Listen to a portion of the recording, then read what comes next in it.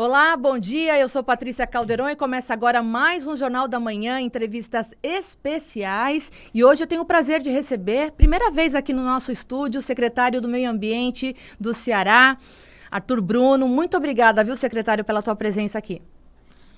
Obrigado, Patrícia. É um prazer muito grande estar com você e os amigos da Jovem Pan. Bom, a parte de meio ambiente é um assunto que me fascina, mas antes eu queria que o senhor falasse um pouquinho da tua carreira política, secretário, porque o senhor tem um currículo aí vasto, né? Então, para quem está ouvindo a gente, por favor. Bom, eu sou professor já há 44 anos de História, de Geografia. Comecei muito cedo, menino, como vocês estão vendo.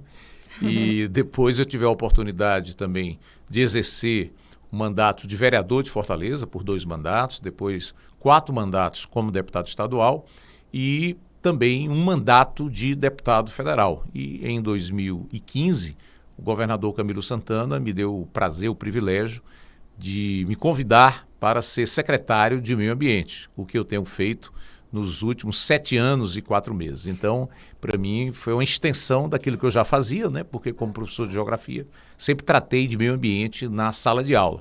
Mas assim, na prática, nas ações concretas, a partir do convite do governador Camilo Santana. E eu vou dizer para o senhor, é um assunto tão cativante que até os leigos, né, como eu sou uma estudiosa do assunto, mas é evidente que não é minha expertise. Mas eu me envolvo no assunto, secretário, porque a gente já está vivendo um mundo tão complicado, né? Pandemia, o governo, essa bipolaridade política, né? E o que me preocupa? O meio ambiente está arriscado no mundo todo e a gente sabe aqui que a nossa parte da Amazônia também corre bastante risco, né? Teve algum projeto que o governo federal tenha feito com o governo aqui do Ceará que pudesse beneficiar alguma situação aqui para o nosso estado? Patrícia, lamentavelmente, a gente percebe uma ausência do governo federal nas políticas ambientais. Pela Constituição Federal, a responsabilidade pela política com o meio ambiente é da União, é dos estados e também é dos municípios, né? Então, as 3 instâncias de poder têm responsabilidades. E a gente percebe que o governo federal, ele tem se isentado, ele tem se omitido, diria até, das políticas públicas voltadas para o meio ambiente. Você vê aí a mineração indevida, você vê aí as queimadas que estão aumentando, os madeireiros em locais que não deveriam estar, as unidades de conservação que têm diminuído em vez de ter aumentado, né, tem diminuído no nosso país. As áreas indígenas. As áreas indígenas, né, aí ameaçadas. Então a gente percebe que não é prioridade para o governo Bolsonaro a política ambiental. Teve um ministro que foi destruir em vez de construir, que é o ex-ministro Ricardo Salles, que lamentavelmente fez muito mal ao país e quase não há relação do governo federal com os estados, com os municípios. A gente não recebeu praticamente nada. Para dizer que a gente não teve apoio do governo federal, quando nós criamos o Parque do Cocó, depois a gente pode falar mais sobre isso, a gente teve a concessão das terras da União para o Estado. Mas isso não foi no governo Bolsonaro, foi no governo Michel Temer. Então, no governo Bolsonaro, a gente não recebeu nenhum recurso, não há projetos, não há ações, lamentavelmente, tudo que a gente tem feito aqui tem sido com recurso do governo estadual. Quais são os projetos já em manga aqui, secretário, que o senhor já conseguiu colocar em prática na sua gestão? Há vários projetos, né? Nós temos 4 grandes programas, né? O programa Ceará Mais Verde, que trata de unidades de conservação, de projetos de florestamento, de reflorestamento. Houve um grande avanço no Ceará. Para você ter uma ideia, Patrícia, quando nós iniciamos o governo, havia 23 unidades de conservação, que são áreas, escolhidas para preservar a biodiversidade, a flora e a fauna. Havia 23 áreas estaduais. Nós vamos concluir agora o governo, no final do ano, com 41 unidades de conservação. Quase dobrou, né? Quase dobramos as unidades de conservação, enquanto que em nível federal, nós temos diminuído o grau de proteção dessas unidades. Praticamente não se criou unidade de conservação nesses quase 4 anos de governo Bolsonaro.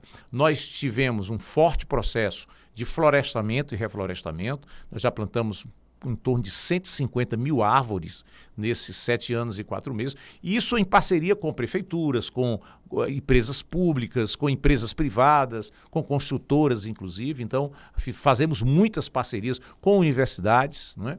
Algo muito importante foi a política de resíduos sólidos, que eu diria que é o nosso segundo programa. Nós ajudamos a criar 21 consórcios de resíduos sólidos. O Ceará tem 184 municípios, 169 já estão consorciados. Por que consórcio? Porque o município sozinho não tem estrutura, não tem recurso suficiente para sozinho dar conta da política de resíduos sólidos, fazendo coleta seletiva, logística reversa, enfim, uma série de aterros sanitários que eles não têm condição de fazer isso sozinho. Então a gente estimulou e hoje nós temos uma política que ainda deixa muito a desejar. Nós temos aí mais de 300 lixões no estado do Ceará, enfim, há muito o que fazer, mas houve realmente avanço. Criamos a política de proteção animal. O Ceará não tinha um órgão para tratar de proteção animal, tanto os animais domésticos como animais silvestres. Hoje nós temos uma coordenadoria para isso, né? E, finalmente, o mais importante, política de educação ambiental, que é o mais fundamental, porque não adianta você ter lei, projetos, ações, se você não mudar a mentalidade, o comportamento, a cultura das pessoas em relação à flora e à fauna, em relação aos recursos naturais. Foi interessante, porque eu queria só pegar um gancho, secretário, a gente falando sobre os resíduos sólidos, né? A gente sabe que a ideia é bacana, é tudo ótimo, maravilhoso, mas a gente entende que em alguns municípios do Ceará não existe nem aonde descartar toda essa coleta seletiva, né? Então a gente sabe que as cooperativas privadas, elas se unem aí junto às prefeituras. Esse não seria uma lição de casa aí do governo estadual de tentar implantar, principalmente nos maiores municípios, né, essa educação até para poder passar para o nativo a responsabilidade dele também com o meio ambiente? Bom, muito boa pergunta. Nós temos procurado fazer um trabalho forte de educação ambiental, inclusive em parceria com a Secretaria de Educação do Estado, né? Nós criamos vários programas, por exemplo, a escola sustentável. A gente certifica aquelas escolas estaduais que têm boas práticas de sustentabilidade, que fazem um trabalho na prática de educação ambiental. Estamos criando agora o selo Empresa Sustentável. Inclusive, vamos lançar agora, brevemente, não é, um edital para certificar hotéis, pousadas na área de hospedagem, né, que tem boas práticas em relação à coleta seletiva, energia renovável, em relação à arborização, né, em relação a boas práticas na água e no esgoto, enfim, a gente tem procurado fazer esse trabalho. É evidente que um projeto muito importante que foi lançado em 2020, nós estamos aí no segundo ano, que eu considero assim a minha menina dos olhos, que é o projeto AJA, o Agente Jovem Ambiental.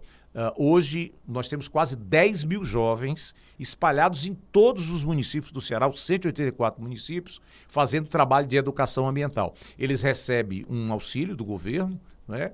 E durante um turno eles se dedicam à educação ambiental. São jovens entre 15 e 29 anos, jovens de baixa renda, tem que estar no cadastro único, né, da prefeitura, jovens que ou estudaram ou estudam em escolas públicas, né? E fazendo, inclusive, esse trabalho de educação ambiental também na área da política de resíduos sólidos.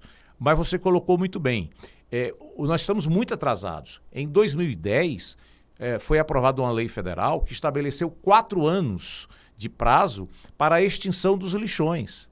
E os lixões estão aí, não só permaneceram, como aumentaram. Agora, em 2020, foi aprovada pelo Congresso Nacional a lei, o marco do saneamento básico, inclusive dando prazos, de novo agora, até 2024, para nenhum município ter lixão. O fato é que os lixões continuam. É verdade que alguns municípios evoluíram, fazem coleta seletiva, não é? As associações de catadores também fazem um trabalho fenomenal. Os catadores são ambientalistas, por sinal, o ex-governador Camilo criou um programa muito importante também, que foi o Auxílio Catador. Então, os catadores, hoje nós temos quase 3 mil catadores, que recebem 1/4 de salário mínimo para complementação da sua renda.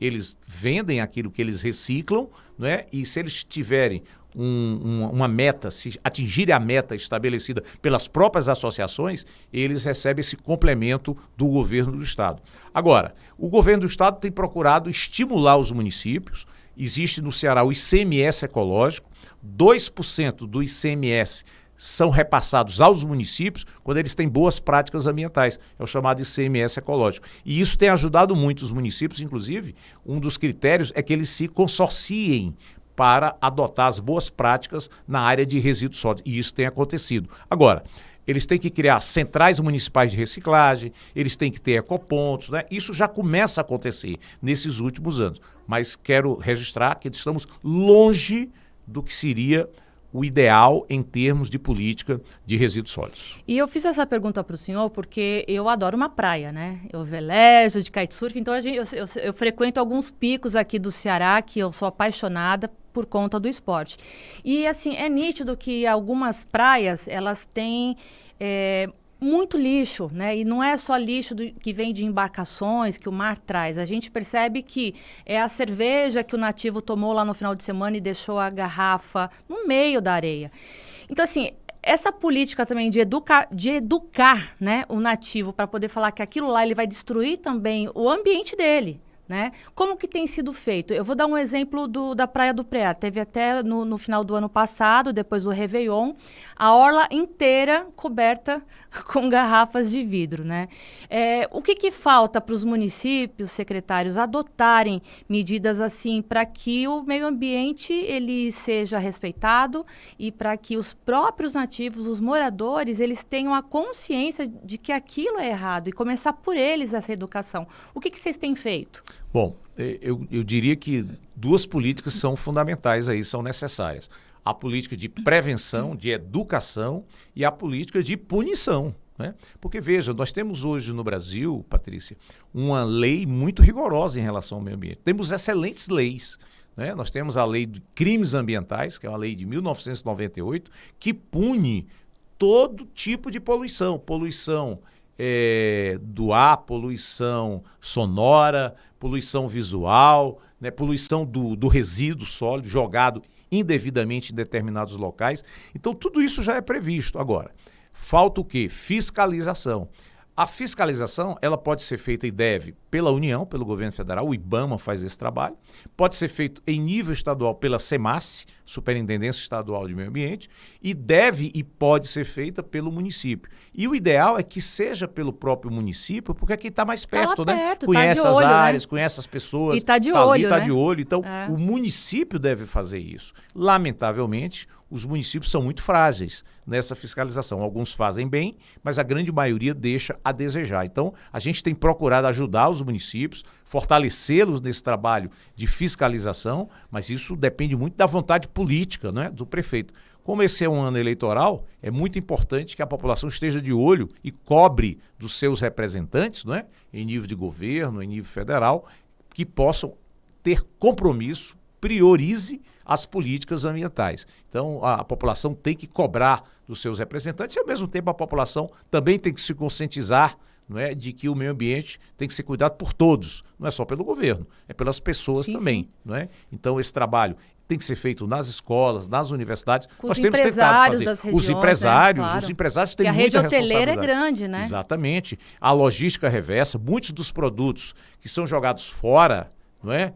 Do tipo pneu, aparelhos eletrodomésticos, na verdade, os empresários, comerciantes, deveriam recolher determinados produtos para levá-los de volta para a indústria ou para a reciclagem. Então, é a chamada logística reversa, que é a obrigação do próprio empresário. Não é só o consumidor que tem que ter conscientização ambiental. O empresário também tem, porque ele tem que realizar a chamada logística reversa em diversos tipos de produtos. Agora, o senhor tem nas mãos uma pasta extremamente importante, é o assunto do momento, né, a questão ambiental.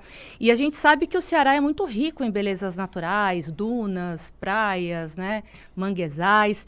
Como que está sendo feita essa fiscalização, secretário, principalmente dos bugueiros, da relação desses novos carrinhos que o pessoal vai para cima da duna para poder tirar a corrida, no próprio parque de Jericoacoara, os motoristas descendo duna em área que não pode descer. O que vocês estão fazendo para poder coibir também esse tipo de infração de trânsito em lugar proibido? Bom, muito bem, a tua pergunta é muito importante. Nós estamos já praticamente concluindo um processo de elaboração do chamado gerenciamento costeiro. Nós deveremos apresentar brevemente à Assembleia Legislativa, para ser aprovada, a nova lei da Política Estadual de Gerenciamento Costeiro. Nessa lei, há vários instrumentos importantes, como é o caso do zoneamento ecológico-econômico. Nós estamos definindo quais são aquelas áreas que precisam ser preservadas, as chamadas APPs, Áreas de Preservação Permanente. Então, veja, dunas fixas, dunas móveis, falésias, lagunas, estuários dos rios, vegetação ciliar, tudo isso tem que ser preservado, né?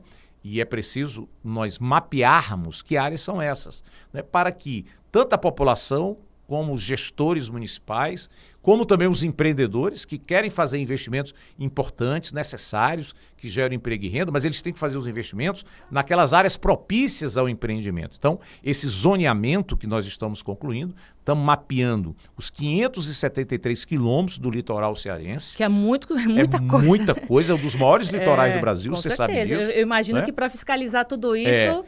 A demanda é grande. É grande. São 23 municípios. Tem 20 municípios no Ceará que tem praia. Tem 3 que são considerados costeiros, mesmo sem ter praia, porque são muito influenciados pelo litoral, que é Eusébio, Pindoretama e Chaval, lá pertinho, lá no extremo oeste. Então, durante 3 anos, nós debatemos com os municípios, com as comunidades tradicionais, com as ONGs, com as universidades, não é? Fizemos um grande debate pelo litoral cearense e deveremos aprovar brevemente essa lei. Essa lei será muito importante, porque vai proteger todas essas áreas que precisam ser protegidas. Muito bem. Bom, é verdade que vem de novo aí o papel do município, tá certo? Todo município tem que ter o seu órgão ambiental, tanto para políticas públicas, como também para licenciamento ambiental, fiscalização, monitoramento. Claro que o Estado tem que fazer isso, mas o Estado é limitado. Né? Nós não temos aqui a Semasc com a sede em Fortaleza, tem uma em Sobral, tem uma lá no Crato, que é impossível a gente dar conta de 184 municípios. Quem tem que fazer isso na ponta, efetivamente, porque está lá presente, é o próprio município. Então nós temos trabalhado, né, conscientizado, estimulado, inclusive vamos fazer agora, no segundo semestre, um curso de capacitação para fiscais, para gestores ambientais municipais, junto com a Polícia Ambiental. A Polícia Ambiental tem feito um trabalho muito importante de fiscalização. Ela trabalha, né, para evitar os crimes ambientais, pune os crimes ambientais, e agora a Polícia Ambiental, pela uma lei que nós aprovamos recentemente, ela também terá o poder administrativo de multar, de embargar. Então isso vai aumentar a nossa capacidade de fiscalização. Mas insisto, esse é o trabalho principalmente do município, né? Porque tem mais condição do que o Estado de fazer essa fiscalização ambiental, inclusive do lixo de praia, do lixo do mar, né? Que na verdade nem existe lixo, né? As pesquisas têm mostrado que 70% do que a gente chama de lixo é o resíduo reciclável, resíduo sólido reciclável. Aquilo pode voltar tanto para a produção das empresas, né? Isso vai evitar o uso de mais matéria-prima da própria natureza. Algo em torno de 30% do que a gente chama lixo é que é o chamado rejeito. Esse rejeito, que não serve para nada, é que deveria estar indo para os aterros sanitários. Qual é o problema? A gente está mandando tudo. E isso é caro para o município, né? Enviar todo o resíduo para os aterros, que ficam repletos de resíduos, quando eles poderiam ter apenas em torno de 30%, no máximo 40%, que é o que a gente chama de rejeito. O restante é reciclável, ou também poderia ir para compostagem, no caso dos resíduos orgânicos, e isso ainda é feito muito pouco nos municípios cearenses. Agora, qual é a parceria, secretário, que vocês têm com o Detran para poder fiscalizar? Porque a gente sabe que é uma lei nacional, né? Em área, em faixa de praia, de areia, né? Perto do mar, não tem que se andar com carro, nem com moto, nem com bicicleta, nem com nada. É local de banhista, né? E alguns acidentes têm ocorrido em várias praias, com velejador, com surfista, o kitesurfista que é carregado com linha e tudo, porque o carro está passando lá na área que não devia passar, hóspedes sendo atropelados. Qual que está sendo aí o trabalho da Secretaria de Meio Ambiente junto ao Detran para reforçar essa fiscalização, principalmente nessas praias mais famosas, até como Jericoacoara? Muito importante o que você está lembrando, porque o turismo é uma das grandes atividades econômicas do estado do Ceará, gerando emprego e renda. E nós temos aí esse imenso litoral, né? Águas quentes o ano inteiro, sol em quase todo o ano. Terra né? do vento. Terra do vento. Então, nós temos aí esse potencial natural importantíssimo. E hoje nós já temos aí boas pousadas, bons hotéis também no litoral. E eu diria que o turista, ele se preocupa muito mais com a natureza do que com a hospedagem. Então, resort tem em qualquer lugar do mundo. Agora, praia, com a beleza que nós temos, com as dunas, com as águas quentes, com esse vento, né, em poucos locais do mundo, com essa qualidade que nós temos aqui. Então, é um potencial enorme que a gente tem que se preocupar e cuidar muito bem. O Detran faz um trabalho interessante, eles têm as rotas, né, dos bugueiros, essas rotas estão definidas no litoral cearense. Agora, houve nos últimos anos a chamada municipalização do trânsito, de novo.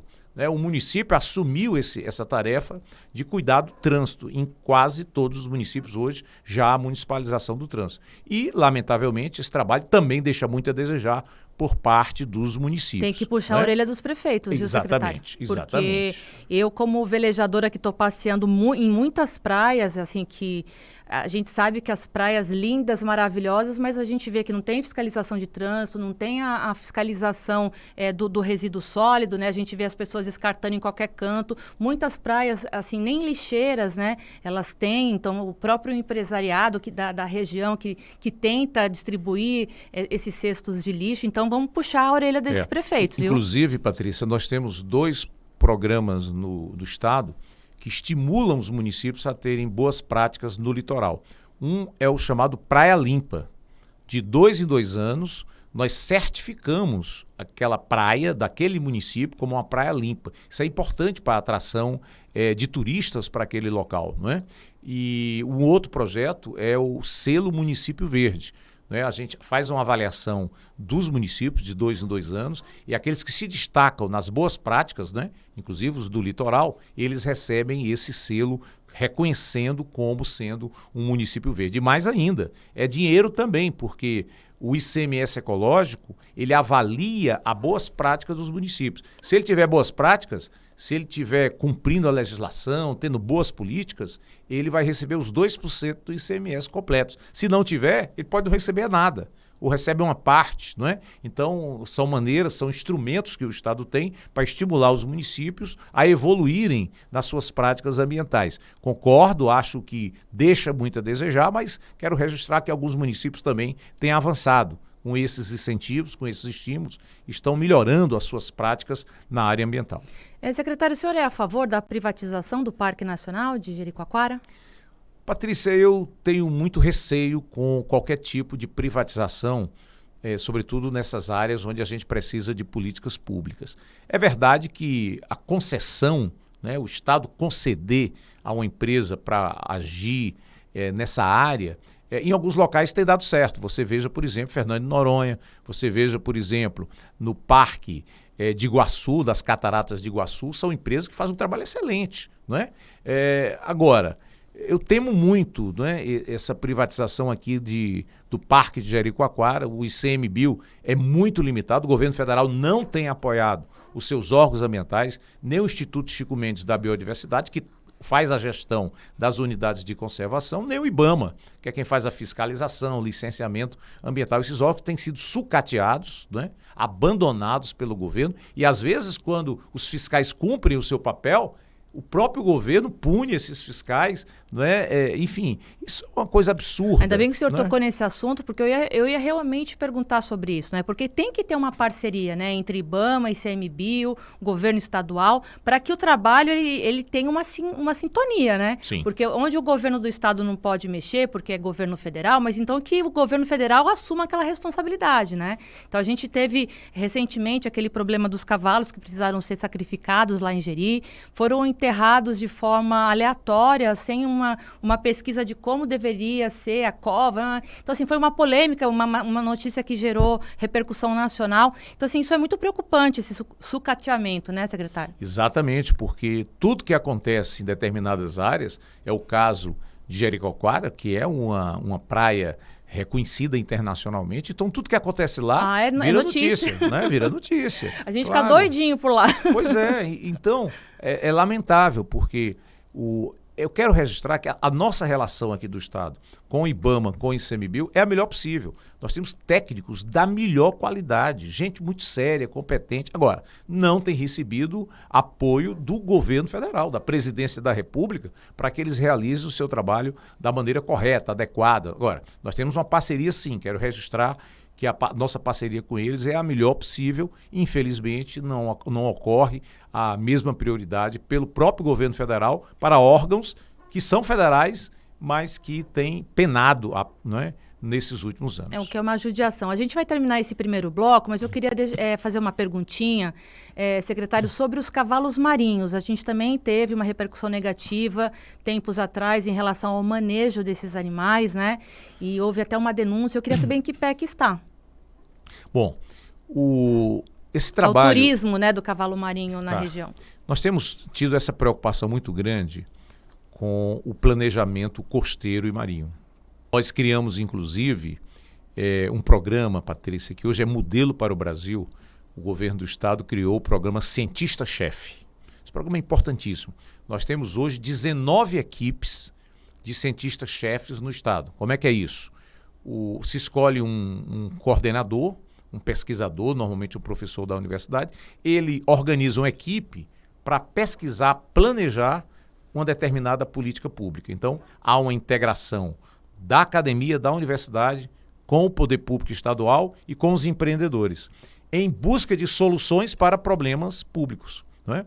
E nós temos, desde 2020, o cientista-chefe do meio ambiente, que reuniu equipes, não é, de pesquisadores, de professores, de diversas universidades, de centros de pesquisa, e hoje eles estão pesquisando para a elaboração de políticas públicas. Com o cientista-chefe do meio ambiente, a gente está fazendo o Atlas Marinho e Costeiro, com a FIEC, inclusive, com a Federação das Indústrias.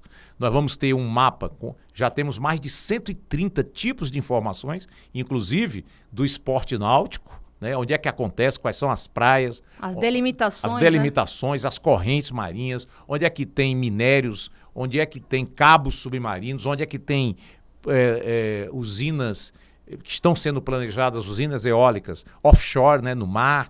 Tudo isso, onde é que tem pesca, onde é as áreas de pesca do Ceará, tudo isso está nesse mapa, esse Atlas Costeiro e Marinho. Ele já está virtual, já está no nosso site e nós vamos lançar, editar com a FIEC brevemente um livro mostrando tudo isso. Como já tem o Atlas eólico, o Atlas solar, agora teremos também o Atlas Costeiro e Marinho. Nesse planejamento costeiro e marinho, estamos já elaborando o projeto da Lei do Mar, porque é uma coisa importante. Nós temos, Patrícia, o território cearense, a área com 149 mil quilômetros quadrados. Mas a área de mar é bem maior do que a área de terra. Não é? Por causa das 200 milhas, a chamada Zona Econômica Exclusiva, o Ceará tem 249 mil quilômetros de mar e 149 de terra. Ou seja, é 170% maior do que a área de terra. Não é? É o que eu chamo de Ceará Azul. É uma riqueza enorme, não é? Que nós temos no nosso mar, no nosso oceano, e que a gente precisa conhecer melhor para poder usufruir melhor, seja para preservar aquilo que precisa ser preservado, seja para ter utilidade econômica, no turismo, na pesca, na mineração, nas energias, não é? Sobretudo aí com as usinas eólicas offshore. Então é uma riqueza imensa, muito desconhecida, não é? Ainda, que a gente está tentando conhecer melhor para poder usufruir melhor dessa riqueza imensa que é o nosso mar. Lembrando que o oceano é 70% do planeta e que absorve 90% dos gases de efeito estufa. Por sinal, o governador Camilo assinou 2 decretos importantes. O primeiro, estabelece que até 2030 nós vamos reduzir em 50% a presença de gases de efeito estufa que geram aquecimento global no Ceará e até 2050 a previsão de descarbonização do Estado. O Ceará talvez seja um dos estados que mais avançou nas energias renováveis, né? Usina eólica, usina solar e agora criando essas plantas de hidrogênio né? É assunto até do PECEM. segundo bloco, tá aqui na Perfeito. minha pauta. Eu só queria explicar para quem está assistindo a gente aqui pelo YouTube, pelas redes sociais e ouvindo a gente aqui pela rádio. Eu fiz essa pergunta do cavalo marinho porque isso é uma responsabilidade do IBAMA e do ICMBio de oferecer incentivo a esses nativos, né, que fazem esse turismo animal, né? É a forma de como fazer o manejo de forma correta, Exatamente. né? Só que até isso eles não conseguiram ter porque o... E me permita, Patrícia, algo muito importante que você está colocando, eu acho que essa política de proteção de animais silvestres ainda deixa muito a desejar no Ceará, né? Ele também tem que ser feito pelo Estado, e eu vou te dar aqui uma boa notícia. Nós estamos trabalhando agora com a Universidade Federal do Ceará, com o Labomar, com o Verde Luz, que é uma ONG muito importante de proteção das tartarugas. Nós vamos agora, brevemente estaremos inaugurando lá no Labomar, que tem uma sede ali no Eusébio, o 40º de tartarugas. Então, essas tartarugas que chegam às nossas praias, às vezes machucadas, feridas, né? Elas têm que ser muito bem cuidadas. Então, a ideia, a gente também está trabalhando com a Polícia Ambiental, com os corpos de bombeiros e com as prefeituras para recolher o mais breve possível, de forma técnica correta. Essas tartarugas, elas serão levadas para esse 40º, que é uma espécie de hospital de emergência para as tartarugas, que vai funcionar ali na sede do SEAC, que é um centro de estudos ambientais, da UFC, ali no Eusébio, ali nas costas do Alphaville, daquele condomínio, e ali a gente vai dar esse atendimento. Porque hoje, essa tartaruga tem que ser levada lá para o Rio Grande do Norte. Pois é, e tinha um projeto lindo, Tamara, aqui na Praia de Perfeito. Almofala, né? Que infelizmente também foi sucateado.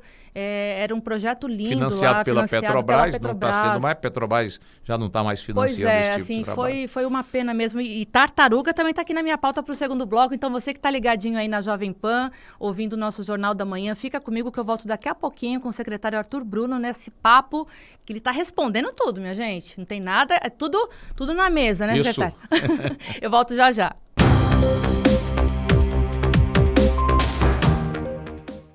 Estamos de volta com o Jornal da Manhã, entrevistas especiais. Hoje eu estou tendo o prazer de receber aqui o secretário do Meio Ambiente do Ceará, Arthur Bruno. Muito obrigada pela sua presença aqui. A gente falou tanta coisa legal. Eu tenho certeza que quem está acompanhando a gente aí, que gosta do assunto, sustentabilidade, preservação ambiental. E a gente tem uma terra tão linda aqui chamada Terra do Vento, onde as pessoas vêm de todas as partes do mundo para aproveitar os esportes náuticos aqui. Então a gente não pode deixar essa natureza morrer.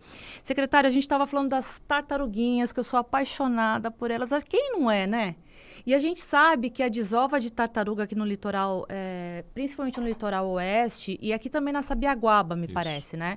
Tem grandes focos aí de desova de tartaruga. O que está sendo feito? O senhor meio que começou a comentar, né? Porque depois que foi fechado o projeto Tamar lá em Almofala, o que está sendo feito pelas tartarugas? Porque a gente sabe que em muitos cantos onde elas voltam para desovar, hoje não tem mais aquela preservação. Então, é carro passando em cima de ninho, né? Não existe mais aquele isolamento. O que está sendo feito para preservar as nossas tartarugas, secretário? Bom, primeiro eu quero destacar o trabalho que a ONG Verde Luz tem feito em proteção das tartarugas marinhas. Ela faz um trabalho importante com as comunidades litorâneas.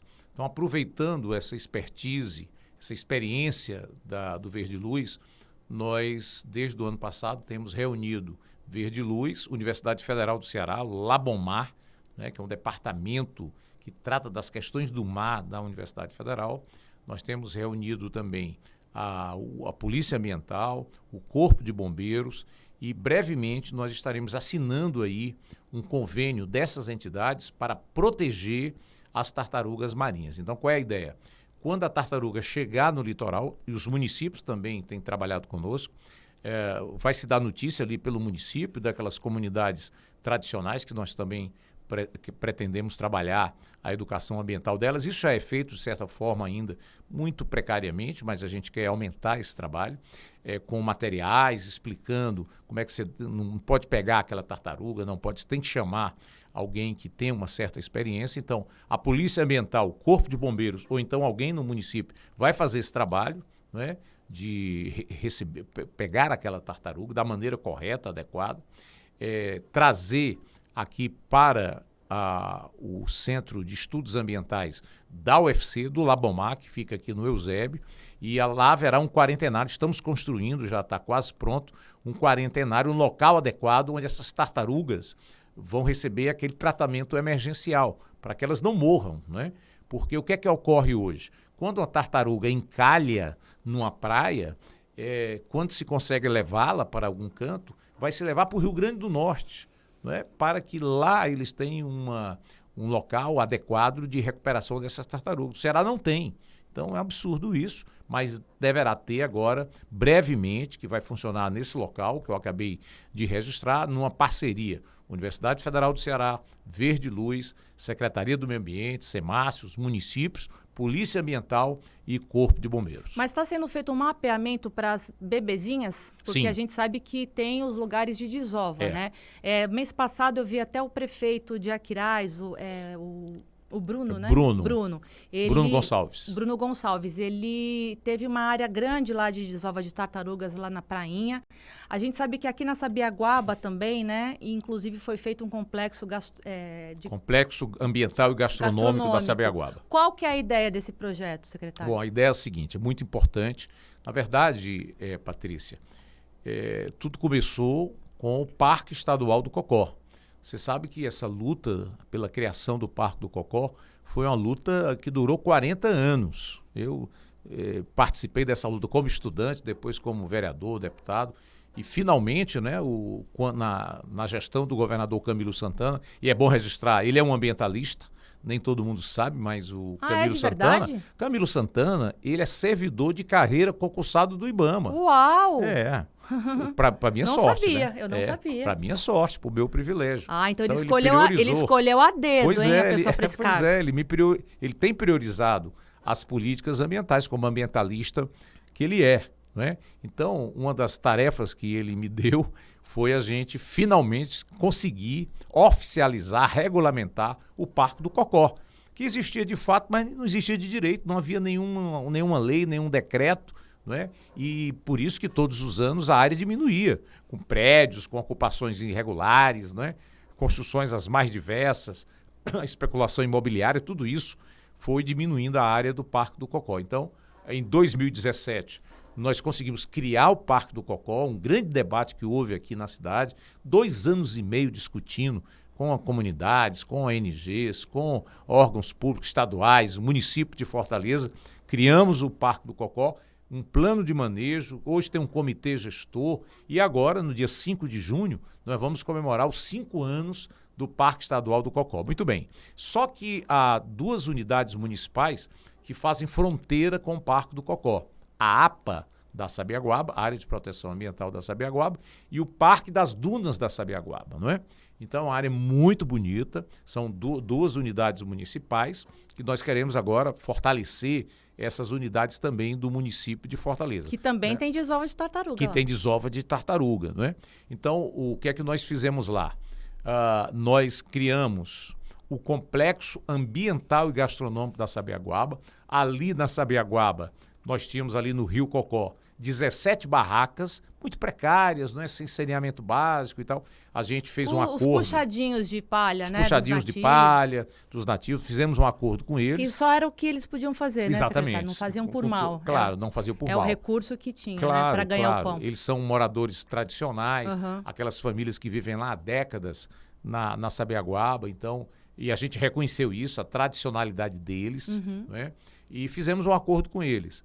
A gente construiria um complexo ambiental numa arquitetura muito simples, mas bonita, né? Aproveitando assim coisas da natureza, né? Então a gente criou lá o complexo ambiental e gastronômico. A ideia é trabalhar além da gastronomia, também a educação ambiental. Vai ter lá um museu sobre os valores, a história da Sabiaguaba, né? Enfim, contar o que eles fazem, a cultura dos moradores da Sabiaguaba. Deveremos estar funcionando a todo vapor em julho. Nesse momento eles estão sendo capacitados. São 17 barraqueiros que serão 17 concessionários. Eles terão lá cada um box, onde eles vão continuar fazendo o que eles sempre fizeram, com mais qualidade, né? Com mais técnica, já que a gente está fazendo todo esse trabalho de capacitação. Até mais bonito, mas está lindo lá. E é em frente meu àquela caminho duna. de casa. Pronto, então, em frente àquela duna do pôr do sol, quase em frente, né? Tem aquela duna ali do pôr do sol, que já é uma atração ali na Sabiaguaba. E ali nós fizemos, Patrícia, um calçadão, a área do complexo em cima tem uma praça, tá certo? Que você pode ficar lá vendo o pôr do sol. E embaixo nós temos 17 boxes, uma área de madeira, tudo super bonito, um pier, onde os passeios de barco vão sair de lá. Então vai ser uma das grandes atrações da cidade e respeitando essa questão da sustentabilidade, né? Os valores locais e aproveitando todo esse trabalho que já era feito pelas comunidades tradicionais de lá. Secretário, posso ser atrevida? Sim, claro. Porque a Duna Pôr do Sol lá da Sabiaguaba é meu percurso, né, de casa, porque eu estou morando agora em Aquirás. E o interessante é que essa duna, ela é uma duna móvel, que toda vez tem o trator tendo que passar por lá para poder ela não descer para a pista, né? O que vocês estão pensando para preservar essa duna, para ela que não se transforme numa duna Pôr do Sol de Jericoacoara que praticamente sumiu? Tem alguma ideia do que vai ser feito? Porque eu já estou vendo muitos ambulantes lá em cima, na duna. A gente sobe e já vê muito garrafa de vidro, né, na fralda descartada de forma irregular. Vai ter alguma fiscalização nessa área para que essa duna não desapareça? Bom, muito bem, muito boa pergunta. Primeiro, as pessoas têm me dito assim, a duna está invadindo a pista, né, da Ceará 010, que aquela é uma via estadual, né? É o contrário, né? A gente que invadiu. A pista invadiu a duna. Ali havia uma duna e a pista foi construída naquela área. A duna está no lugarzinho dela. Está no lugarzinho dela. Claro que aquela via é muito importante, né, Patrícia? Você mesmo está sentindo aí foi maravilhoso. A sua necessidade de se deslocar. Ela é importante porque ela liga muito rápido. a Praia do Futuro a Ceará 040, a BR-116. Os caminhões que vão para o Mucuripe, que passar por dentro da cidade, eles estão indo lá sai da 040, da BR-116, entram na 010. Não, foi uma obra muito importante. Uma obra muito importante, necessária. Eu estou há 15 anos aqui no Ceará, eu acho que foi uma das grandes sacadas, assim, sem dúvida. De viabilizar, sem né, dúvida, um trânsito naquela região. Então, veja bem, do lado para dentro da via é o Parque Estadual do Cocó. Do outro lado são as dunas da Sabiaguaba, que pertencem aquelas dunas ao Parque Municipal da Sabiaguaba. Então, é gestão da Prefeitura de Fortaleza. Então, a gente não tem uma gestão direta, digamos assim, naquela duna do Pôr do Sol, porque ali já não é Parque do Cocó, ali já é... mas o senhor vai falar com o prefeito Sarto? Sim, perfeitamente. Vou até... Olha, parece que eu estava adiantando o seu pensamento.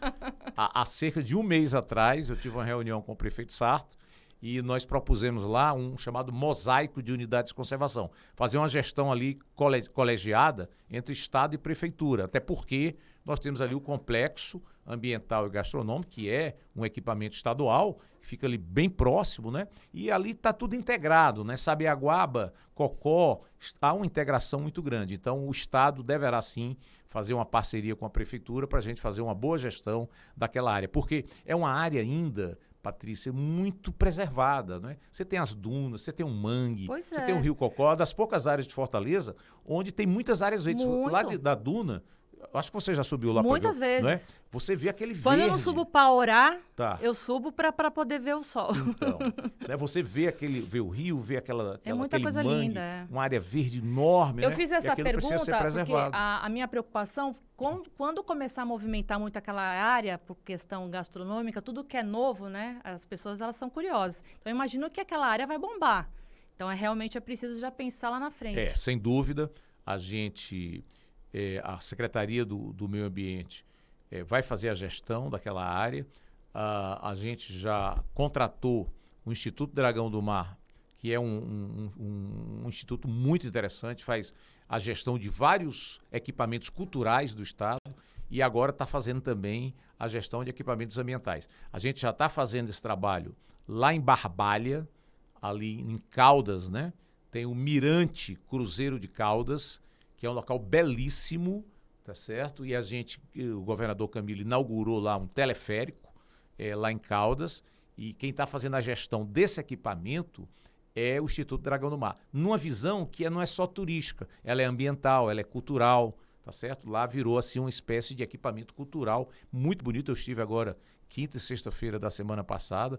Lá de cima você vê toda ali aquela chapada do Araripe, Crato, Juazeiro, lindo Barbalha. lá. É lindo ali. Lindo, muito. Aliás, lá tem os fósseis, né? Isso, a arqueologia, toda a arqueologia preservada naquela região. Né? E a boa notícia é que recentemente nós inauguramos também, ainda está em fase de treinamento, em fase de capacitação, está funcionando ainda em horários determinados, é só 4 horas por dia, porque está sendo toda a parte de treinamento.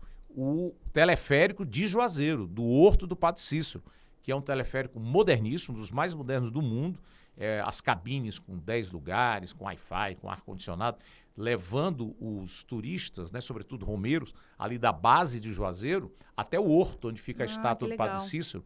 E ali, Patrícia, nós criamos uma unidade de conservação, em torno de 1.000 hectares ali, que é o Horto APA, Área de Proteção Ambiental do Horto, que é como se chama aquele local, do Padre Cícero.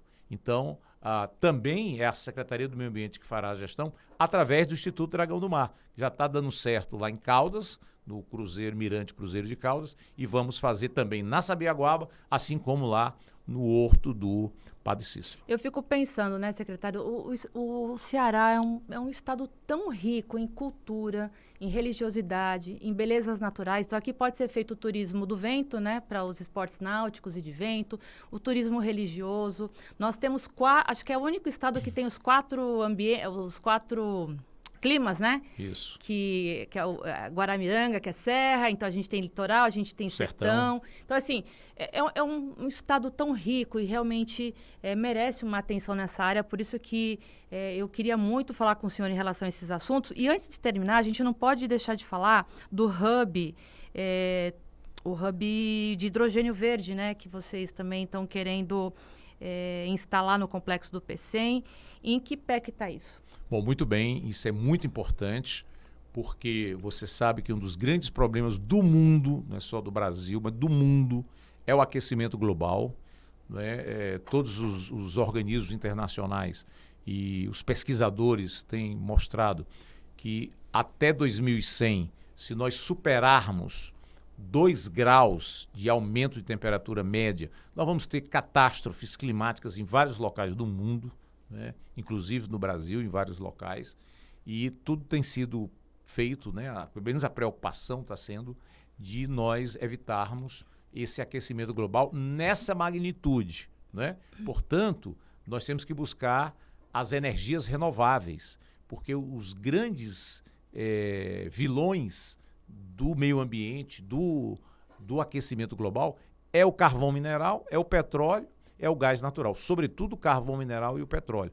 Então a gente tem que descarbonizar, não é, o nosso planeta. E, portanto, nós temos que priorizar as energias renováveis. O Ceará hoje já é um estado onde metade da eletricidade que nós estamos consumindo, agora nesse momento aqui, metade já é produção de energia eólica. No Brasil é 10%. São no Ceará, quantos parques 50%. Aqui de energia eólica? Olha, entre parques que estão funcionando em construção e em planejamento, está em torno de 90. Né? O Ceará é um dos estados que mais tem parques eólicos e também parques solares, fotovoltaicos. Né? Bom, além disso, a Europa hoje, por exemplo, está tentando se descarbonizar. Essa guerra Ucrânia-Rússia, né? Rússia invadindo a Ucrânia, na verdade, isso agravou a situação, porque a Rússia vende petróleo e gás para boa parte da Europa. A Europa não quer mais comprar esse petróleo e gás da Rússia, está buscando cada vez mais as energias renováveis. E uma das grandes alternativas para o futuro, já começa a ser agora, mas vai ser mais para o futuro, é o uso do hidrogênio. Não é? Você pode tirar, através de um processo chamado eletrólise da água, você tira o hidrogênio, a água será água do mar, né? Vai se dessalinizar, tira-se o hidrogênio num processo industrial. E aí você, para mover essas empresas que vão produzir o hidrogênio, você vai ter que utilizar energias renováveis, ou seja, energia eólica ou energia solar para mover a empresa que vai fabricar que vai separar aí nesse processo de eletrólise o hidrogênio. Então o hidrogênio será utilizado nos automóveis, nas empresas, é a grande alternativa do futuro. E o Ceará saiu na frente. O Ceará é o estado que mais avançou nos projetos, já tem em torno de 20 empresas nacionais e multinacionais que assinaram ou estão para assinar compromisso com o governo do estado de construção de empresas que vão produzir o hidrogênio. Hidrogênio verde, porque eles são movidos à energia solar ou à energia eólica. Isso lá no Complexo Industrial Portuário do Pecém. Então essa é uma boa notícia. O Ceará sai na frente, hoje lidera esse processo, não é, do chamado hidrogênio verde. Secretário, eu fiquei muito feliz da lei, né, de poluição sonora. Nada contra os paredões, tá, gente? Pelo amor de Deus, eu não quero ser cancelada aqui na internet. Mas a gente sabe que é cultural aqui do cearense, né? O cearense gosta de uma música mais alta, né? Gosta de se exibir com os paredões, quem que pode mais na potência do som. Mas nem todo mundo quer ouvir aquela música, ou quer ouvir aquele som até a madrugada, quer o sossego, quer dormir, e por isso que existe também a lei do silêncio. Essa lei de poluição sonora proibindo os paredões em estacionamentos. Pronto. Além da poluição sonora, que também faz parte da pasta do senhor, né, que é a questão ambiental, a gente sabe também que muitos motociclistas, principalmente dos interiores, eles adulteram, né, os escapamentos de motos. E também é insuportável. Isso está dentro dessa lei? Bom, a lei, ela combate a poluição sonora, mas já existe legislação também para esses escapamentos de veículos e de motocicletas. Então, esses adulterados, eles não podem, né? Eles têm que ser combatidos, eles têm que ser punidos, né, pelo órgão municipal ou estadual de trânsito, a depender de onde esteja aquele veículo. Então, já há legislação, sim, que proíbe. Eu acho que foi muito importante a atualização da lei. A governadora Isolda Sela fez questão, rapidamente ela elaborou o projeto, nos chamou para elaborar, levamos os técnicos, tanto da SEMA como da SEMASSE, com a Procuradoria-Geral do Estado, elaboramos e votamos até com uma certa rapidez essa lei na Assembleia Legislativa. Então, aqueles paredões, eles não podem estar circulando, tá certo? É verdade que aquele carro que faz aquela propaganda comercial, desde que seja naquele limite permitido pela legislação. Quais são os decibéis? Normalmente é 60 decibéis à noite e 70 do dia. Mas tem especificações de determinados locais, hospitais, de escola, então tem uma variação, né? De qualquer maneira, somente aqueles carros que fazem a propaganda dentro do limite, né, eles poderão continuar circulando, porque também viu-se essa questão social. No interior, nos bairros, né, normalmente se usa muito, né, aquele som para fazer a propaganda comercial, ou até mesmo o microfone nas lojas, né, divulgando as ofertas e tal. Então, se a gente proibisse tudo isso, isso geraria muito desemprego, um problema econômico e um problema social. Claro que pode fazer dentro daquele limite que a legislação já permite. Mas eu acho que a lei vai ser aplicada para poder também banir os espertinhos, né? Que acham que pode passar a madrugada toda em área residencial, fazendo confusão, e tem que chamar a polícia e até a polícia. Então é uma confusão e eu sei que eu já passei por isso. Secretário, eu queria fazer uma última pergunta, fora da pasta do meio ambiente, o senhor como um petista, eu queria entender de que forma que o partido está vendo a candidatura do presidente Lula. Ele está liderando aí as pesquisas, né? O que o senhor pensa aí da candidatura dele e essa junção com o ex-governador Alckmin? Nós teremos uma eleição muito dura, vai ser uma eleição muito disputada, né? Quem está no poder, quem está no governo, sempre tem muita força política e eleitoral. Então nós temos que reconhecer que, por mais que consideremos um desastre o governo Bolsonaro, nas mais diversas áreas, podia passar aqui horas e horas falando, né, para mostrar o fracasso. Ainda bem que a gente falou de meio ambiente, viu? Pois é, e meio ambiente foi bem melhor. É uma área que não é priorizada pelo governo federal, mas a gente reconhece que ele tem força política, ele tem força eleitoral, tem uma base consolidada, né? Então será uma candidatura muito forte. E nós temos aí a candidatura do ex-presidente Lula, não é, com todos os indicadores de melhoria de vida, sobretudo por mais pobres dos anos que ele governou, não é? É um grande líder, carismático, é um líder que tem o diálogo, né, como forma de governar, e é por isso que ele buscou forças políticas diferentes para somar, não é? E aí ele busca o ex-governador Geraldo Alckmin, que pode ter tido divergências com o PT no passado, não é? Mas quer construir um governo democrático, de diálogo e que consiga resolver os grandes problemas nacionais. Eu acho que foi uma grande sacada do Lula, porque o Alckmin é um político sério, né? Ele é um político honesto, você não tem assim denúncias em relação... Claro, quem governa sempre tem que responder processo, etc. Mas assim, me parece, pelo menos até prova o contrário, que é um político que foi um bom governador em São Paulo, ele é realmente um democrata, não é? E a gente tem que buscar a democracia, Patrícia. A gente tem que evitar o autoritarismo, não é? A gente tem que evitar o retorno, não é? Aquela situação em que as pessoas tinham medo no nosso país de ter posições políticas, de fazer oposição. Então, eu diria que essa é a chapa da democracia. Claro, há outros candidatos, a terceira via está com muita dificuldade aí de se consolidar, há outros candidatos que estão aí piores na pesquisa, né? Não sei se eles se consolidam. Eu acho que é possível até que alguns desses candidatos que hoje estão aí com seus nomes possam retirar até o processo eleitoral, porque não tem crescido, né? Mas pode ser que alguém surpreenda também. É possível que alguém possa crescer e ser uma terceira candidatura forte. É possível, claro que é. Mas me parece que hoje a população já está muito dividida, né, entre Bolsonaro e Lula. Mas preocupa para o senhor o palanque aqui no Ceará? Principalmente na saia justa que o governador Camilo Santana está? O governador Camilo tem se mostrado um grande articulador político, né, com muita sabedoria. Ele tem uma paciência muito grande, não é? E mas já ele, ele não conseguiu, né?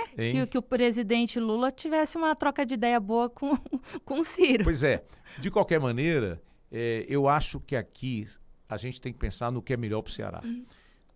Já se mostrou que essa união do PT com o PDT, não é, e com outros partidos fizeram muito bem ao Ceará. O Ceará é hoje um modelo nacional em gestão pública.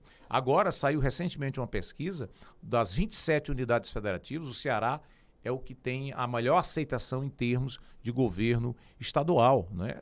Na última eleição, você lembra que o governador Camilo teve 80% da votação, foi o mais votado do Brasil.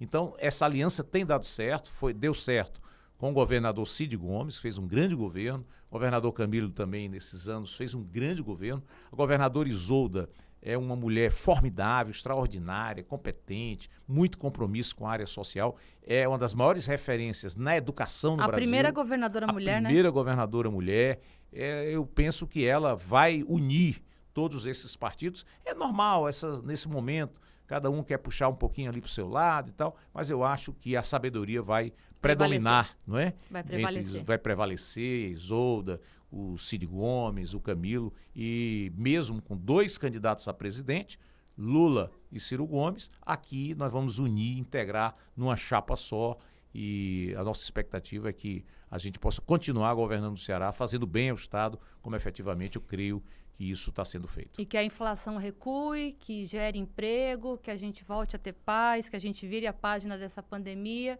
e que o Brasil volte a sorrir, né? Só o que a gente quer.